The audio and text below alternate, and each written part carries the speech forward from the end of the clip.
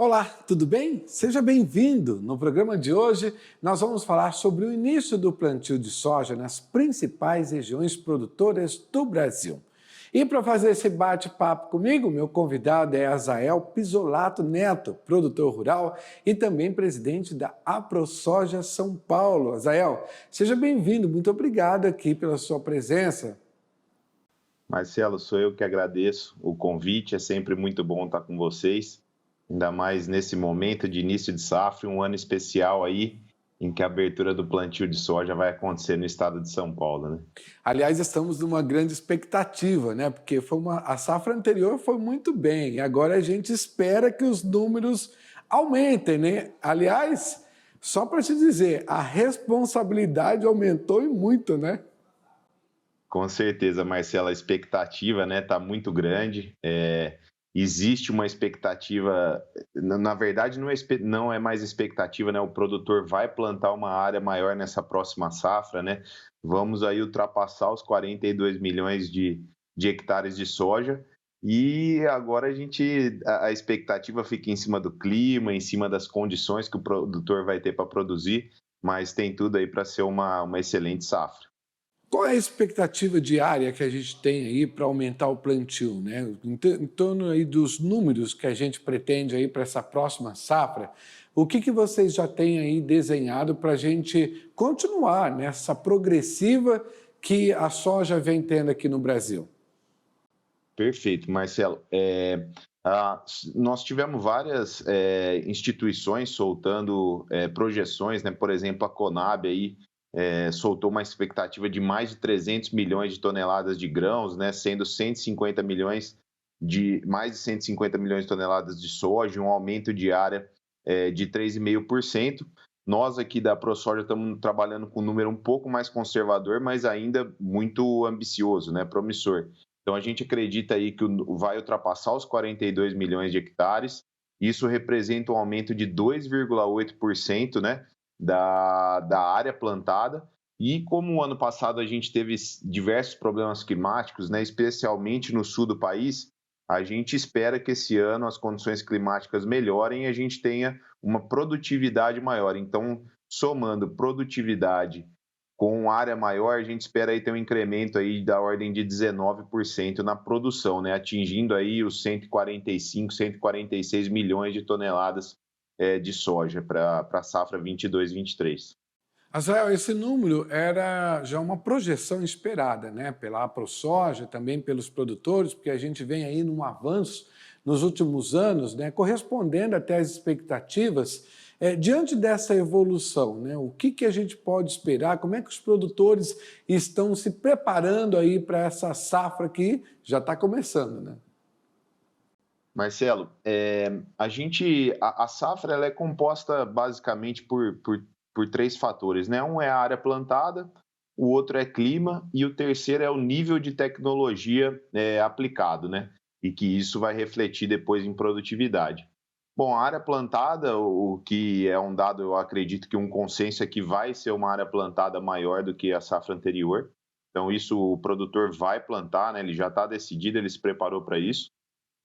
O clima é muito difícil a gente ter qualquer previsão, né? O que a gente vê é uma tendência de ter novamente um ano com laninha, então o sul aí podendo ter problemas climáticos novamente, né? Com restrição hídrica, espero que isso não se confirme.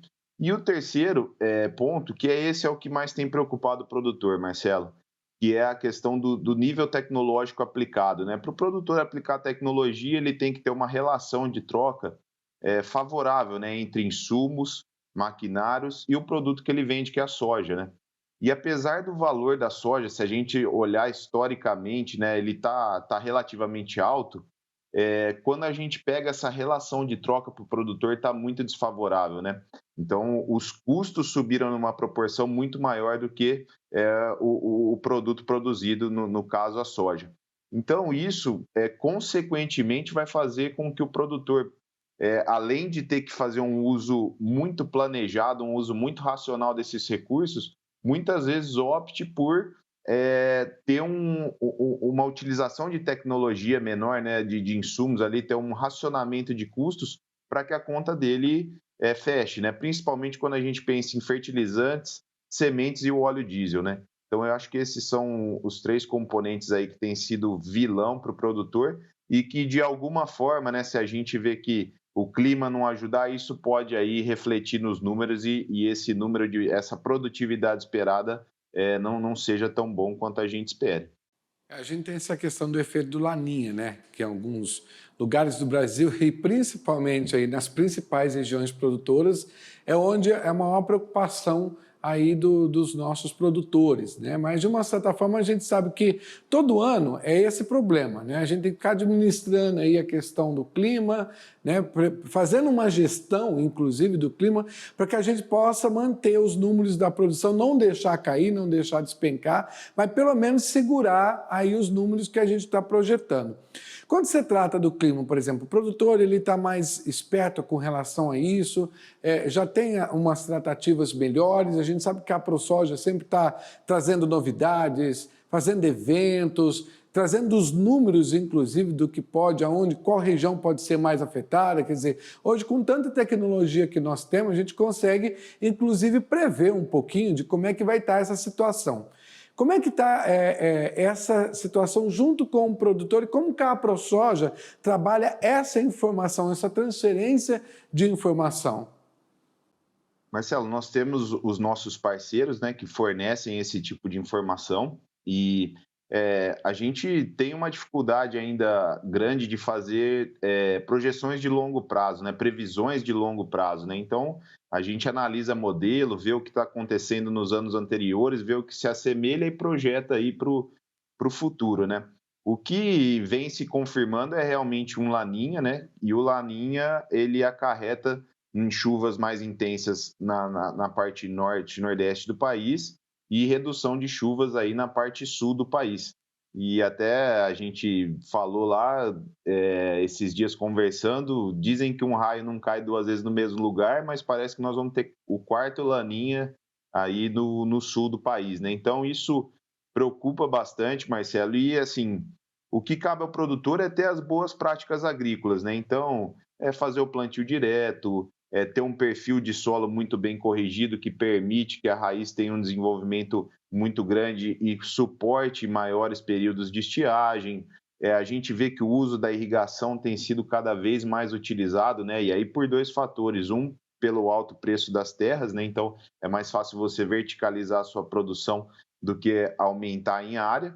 E o segundo é por essas instabilidades climáticas, né? A gente vê aí o mundo inteiro sofrendo, né? A China, uma seca sem precedentes, com rios secando, é, e do outro lado a gente vê chuvas torrenciais em outros países, então é realmente um clima que está se tornando um pouco imprevisível, né? E aí o produtor cabe a ele aí tomar as suas estratégias, que passa desde as técnicas agronômicas, né, para que suporte isso, e também tem as técnicas financeiras, que seria um seguro rural, né, que é outro tema aí que tem assustado a gente nessa safra também, mas é uma ferramenta importantíssima, principalmente para áreas que não são consolidadas, que esse perfil de solo não está corrigido e que as previsões aí, de certa forma, mostram que terá maior probabilidade de ter problema esse ano, né? Por isso que é importante a gente antecipar. Se a gente já sabe que vai ter o problema, né, a gente já tem que buscar uma solução, porque não podemos deixar cair esses números aí, né? A gente tem que sempre, ou pelo menos segurar, brigando para aumentar cada vez mais, até porque a responsabilidade nossa aumentou, né? Tem expectativa aí da gente mandar soja, além da questão da China, dos Estados Unidos, essa guerra comercial entre os dois países aí, já de olho no que a gente já tem de produção para a próxima safra, faz com que o produtor tenha que ter essa gestão do clima, né? Pensar sobre isso, porque não adianta nada a gente fazer os números, mas não pensar no clima. Aí, diante disso, eu te pergunto, o produtor está mais esperto com isso, está mais atento, está buscando novas tecnologias, está em parceria aí com as empresas de clima para poder entender, fazer a correção de solo na hora certa, fazer o plantio na hora certa, ver a questão das pragas também. Ou seja, nesse sentido, nós estamos melhorando também? Com certeza, Marcelo. Eu acho que o produtor tá mais esperto, a parte dele, dentro do possível, ele tá fazendo, né? A gente vê o Brasil líder mundial nessa tecnologia de plantio direto, que é um aliado principal. A gente vê que o produtor tem intensificado o nível de investimento nas lavouras dele, né? Isso significa que ele está utilizando tecnologia para conseguir suprir e assim ele está se informando, né? Então o Agro Mais, outros canais de comunicação, a gente vê que está sempre trazendo informação para o clima, coisa que se a gente imaginasse há 10 anos atrás, né, um canal dedicado ao agronegócio, né, trazendo informação de qualidade. Então eu acho que os players da cadeia estão fazendo a sua parte, o agricultor está participando. É difícil você ver um evento hoje de agricultura em que um dos temas, um dos palestrantes não seja um meteorologista, alguém que vai falar do clima de perspectiva, alguém que vai falar de um seguro rural. Então, realmente, eu acho que ele está mais esperto, está se preparando se São Pedro ajudar, nós vamos ter uma boa safra. Né? Vamos aí, São Pedro sempre ajuda, né? No final a gente sempre consegue, fica aquela preocupação, todo mundo de cabelo arrepiado, né? Que esse efeito laninha, vem os nossos meteorologistas, apontam aí o que pode acontecer, mas a gente no final sempre consegue, né? Mas é isso que a gente está debatendo aqui. Se não tiver gestão, né? Não ficar realmente de olho no clima e tentar entender essas expectativas, que as mudanças climáticas vem acontecendo não é só no Brasil, mas é no mundo inteiro. Você vê, por exemplo, na Europa o que está acontecendo agora, nos próprios Estados Unidos, nunca se viu temperaturas tão altas, né? Lá a soja já está tendo problema nas principais regiões produtoras também, o que abre espaço para o Brasil aí na questão da competitividade. E aí, nesse sentido, eu te pergunto, a gente está preparado para atender essa demanda toda e essa pressão toda que está vindo para cima dos nossos produtores? Estamos preparados, mas se ali o Brasil tem uma característica, né, diferente de qualquer outro país aí do mundo produtor, né, nós somos um país continental e devido às instituições de pesquisa, ao trabalho árduo do produtor, né, e aí aqui eu gostaria de fazer parabenizar o trabalho que a Embrapa tem feito, né, e a gente tem produção do sul do país ao norte, em um país continental, com altas produtividades, né? Agora produzindo trigo no cerrado, né? Quem imaginava uma coisa dessa? E é isso que você bem disse anteriormente, né? Parece que dá tudo errado e no fim parece que o número brasileiro aparece lá e aparece um bom número, mas eu acho que é muito por conta dessa dimensão brasileira, né? As diversas áreas produtoras brasileiras e que aí, na média, a gente acaba tendo esses problemas pontuais, né? Em regiões do país, acabam passando e, na média, a gente tem um bom resultado. Então, o Brasil, o produtor brasileiro tem uma missão muito grande aí de alimentar o mundo, né? A gente sabe que grande parte do mundo, aí, mais de 1 bilhão de pessoas dependem do Brasil para se alimentar. O produtor está preparado. Outro dado que eu recentemente andei estudando, as 7 economias emergentes já são maiores, né, do que as 7 economias dos países mais industrializados. Então, esse pessoal vem aumentando renda, eles estão crescendo, tem gente entrando na classe consumidora, então o mercado de commodities, né, e principalmente aí da soja brasileira, dos alimentos brasileiros, ele tende a crescer exponencialmente. Então o produtor, o Brasil tem que estar realmente preparado para crescer exponencialmente, e aí a gente espera que a logística venha junto, a capacidade de produção de insumos venha junto, né, para que a gente tenha essa expansão de forma sustentável, de forma equilibrada, né, e que a gente não enfrente outros problemas por um crescimento aí desvairado. Você fala da questão da irrigação, Zael, que a gente sabe que é um custo alto aí para o produtor, né? Mas a gente tem aí os principais produtores do Brasil que, nesse sentido, investem muito nessa tecnologia, ou seja, eles fazem mesmo, já é de praxe, não chega a ser tão assustador, porque tem que ter, não tem como fugir, né? E você percebe também que os pequenos e médios produtores, de uma certa maneira, estão conseguindo também trazer a irrigação, ou seja, buscar alternativas de preços melhores para implantar a irrigação, para junto com os grandes produtores aí aumentar os números tanto de área, né, quanto de grãos também, ou seja, há formas até mesmo de iniciativas de ajuda pública para que esses pequenos e médios produtores possam implantar a irrigação para a gente não perder? Esse é um tema que a ProSoja tem batido bastante em cima, né? E até há alguns meses nós tivemos uma reunião com a ministra, na época, Tereza Cristina, e a ideia era realmente de trazer essa necessidade de incentivo à irrigação, né? De facilidade dos produtores de obter as outorgas, né? Que acaba sendo um processo burocrático, às vezes caro, e que aquele pequeno produtor acha até meio que impossível, né? De se atingir, de como fazer, né?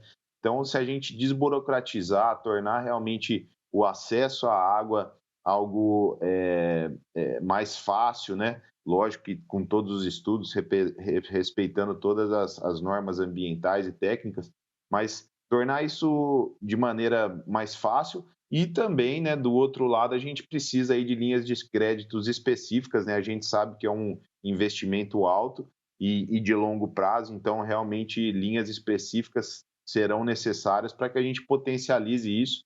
Mas, como eu disse, é um caminho sem volta, a gente está vendo essa intensificação da irrigação, os preços de terras estão subindo, então está difícil o agricultor aumentar a produtividade dele adquirindo mais terras, a briga por arrendamento também é muito grande, então uma das formas que ele encontra é verticalizar a produção dele. E aí irrigação é um dos componentes dessa verticalização. Recebi aqui algumas imagens. Ontem, por exemplo, o programa que eu apresento, De Olho no Clima, quem mandou para a gente aqui, alguns produtores já falando lá de Mato Grosso, que começou, né, o plantio já nessa semana passada aí, todo mundo com aquela garra, aquela força, né? E a gente tem números aqui, que eu estou vendo, de 11,81 milhões de hectares previstos aí para a cultura, né? São números ali do Mato Grosso até muito bons, né? Com certeza, Marcelo, Mato Grosso vai ter uma safra, acredito que boa, né?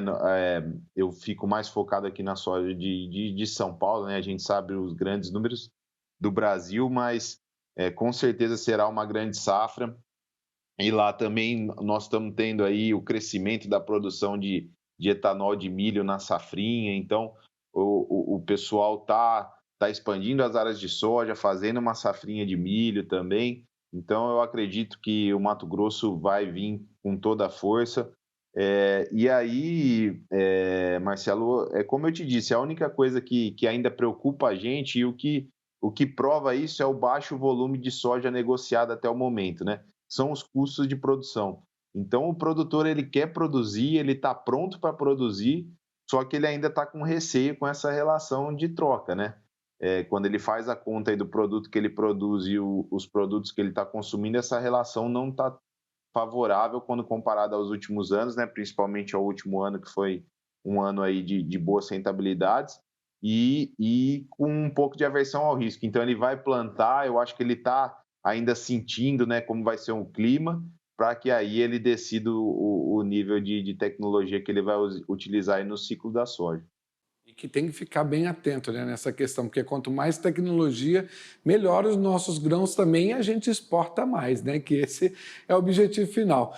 A gente falou do Mato Grosso ali, porque na verdade eu tinha recebido essa imagem, que a gente até vai colocar aqui no programa, e foi muito legal, foi do Blairo, ele que mandou para a gente essa imagem, né? Ele mandou para a gente lá do Mato Grosso do Sul, que também, né, a gente tem uma grande área de soja lá também. Eu gostaria que você falasse um pouco dessa expectativa ali para o Mato Grosso do Sul, que os produtores assim, estão animadíssimos para essa próxima safra, né? O Mato Grosso do Sul foi um dos estados que a safra passada sofreu muito, né? A safra de soja, depois na safrinha eles conseguiram recuperar um pouco de produtividade e agora as chuvas parecem que chegaram um pouco mais cedo, né? Que vai permitir aí. Então eu acho que essa expectativa do Mato Grosso do Sul, essa ânsia é realmente de passar, né? Esquecer aquela safra passada em que grande parte ali do estado sofreu com a seca e começar uma safra nova com bons resultados. E, Marcelo, o Mato Grosso, né, que você comentou, teve uma novidade aí, né, não tão boa, né? A gente recentemente aí ficou sabendo de um projeto, né, do Partido dos Trabalhadores que encurtou o período de plantio da soja, né? Esse plantio que era permitido até fevereiro, né? E isso beneficiava muitos produtores que pretendiam fazer sua semente, né? Os produtores que salvam semente, né, para plantar no próximo ano, eles têm preferência por produzir essa soja em plantar essa soja em fevereiro, de tal forma que essa soja tenha uma maior sanidade, né, maior qualidade, para que ele tenha uma semente de melhor qualidade para o plantio da próxima safra, né? E aí, com essa redução do calendário, o produtor vai ter um problema e a semente hoje aí está entre o segundo e o terceiro custo mais importante do plantio da soja, né? Então, se realmente essa medida for para frente, né, é algo aí que pode impactar no bolso do produtor do Mato Grosso. Espero que isso não aconteça, né? Porque afinal de contas a gente sabe que é o agronegócio que sustenta o Brasil, sustenta o mundo, né? E o Brasil está dando exemplos com os nossos grãos de qualidade, né? Então acho que a galera aí não tem que atrapalhar, tem que melhorar o que o produtor faz de melhor aqui para o nosso país, né? Vamos voltar um pouquinho para São Paulo, para nossa terra. Eu também sou daí de São Paulo. Queria que você falasse como é que está a expectativa aí, então, para os nossos produtores paulistas. Está todo mundo animado por aí também? Marcelo, esse ano é um ano muito especial para a soja, para a cultura da soja aqui no estado de São Paulo. Pela primeira vez, São Paulo vai ser a sede, né, da abertura nacional do plantio, então que vai acontecer no próximo dia 22 de setembro, em Santa Cruz do Rio Pardo, na próxima quinta-feira. O estado ele vive números crescentes de soja, né? São Paulo tinha uma produção praticamente irrisória da soja, apesar de ter uma pujança do agronegócio muito grande, né? O segundo maior PIB agrícola do Brasil, só perde para o estado do Mato Grosso, com uma área 4 vezes menor que o Mato Grosso, né? Então, para a gente ver a pujança do agronegócio do estado de São Paulo. Então, São Paulo vem crescendo sucessivamente as áreas de plantio de soja, e o que é muito bacana, Marcelo, é que vem como complementando outras culturas, né? A gente sabe que o estado de São Paulo tem diversas culturas. Aqui nós temos cana-de-açúcar, a citricultura, temos eucalipto, temos a produção de hortifruti. E aí a competição por terra é muito grande, mas a gente vê que o crescimento da soja no estado de São Paulo, ela vem nas áreas de reforma de outras culturas, né? Principalmente da cana-de-açúcar. Então, o que antes era irrisório, hoje a gente vê como uma excelente prática agrícola que tem trazido mais rendimento para os produtores paulistas, uma diversificação dos negócios, né? Aquele produtor que antes era só canavieiro, hoje ele é um sojicultor também, e a soja é um componente importante no resultado financeiro dele. E além de tudo isso, ainda traz muitos benefícios agronômicos, né? Você tem uma rotação de cultura, tem a fixação biológica de nitrogênio no solo, você promove a diversificação, aquela história, né, de alimento versus combustível. Aqui no estado de São Paulo a gente vê que isso não existe mais. Hoje nós temos alimento e combustível, né, sendo produzido concomitantemente. Então, o estado de São Paulo, o ano passado nós tivemos uma safra recorde, próxima a 4,5 milhões de toneladas. Esse ano a gente espera que o estado atinja aí 4,8 milhões de toneladas. E, além da produção vir se tornando representativa nacionalmente, o estado de São Paulo ele tem uma importância até pela logística, né? Grande parte dos grãos produzidos de outros estados passam por aqui para ser exportado no Porto de Santos, para ser processado, para ser consumido. Então, realmente, a soja é algo que vem ganhando muita notoriedade no estado. Esses dias eu estava com o secretário da Agricultura e eles têm uma meta aí para o próximo governo, né, de dobrar a área de soja mais que dobrar, né, chegar aí 10, 12 milhões de toneladas, e isso com muita segurança nos números. O estado de São Paulo fez uma regularização fundiária no Pontal do Paranapanema, né, acho que era a última fronteira agrícola do estado a ser explorada, ser regularizada. Então agora milhares de hectares foram regularizados e estarão prontos aí para produzir. Eu tenho certeza que a soja vai estar no meio, então nós temos tudo para crescer a produção de soja aqui no estado de São Paulo. Quero agradecer muito a sua participação, que bate-papo bacana, que pena que terminou, mas em breve a gente retoma aqui também essas informações e até uma próxima oportunidade aqui conosco. Eu que agradeço, Marcelo, é sempre muito bom estar com vocês, com você, e continuem fazendo esse trabalho maravilhoso que vocês fazem de informar e informar para o agro e informar sobre o agro, né? Então, muito obrigado, Marcelo. Eu que agradeço. Até uma próxima oportunidade. E para você que nos acompanhou, muito obrigado também pela sua companhia, pela sua audiência. Lembrando que esse e outros programas estão disponíveis aí nas nossas plataformas digitais. Até uma próxima. Tchau!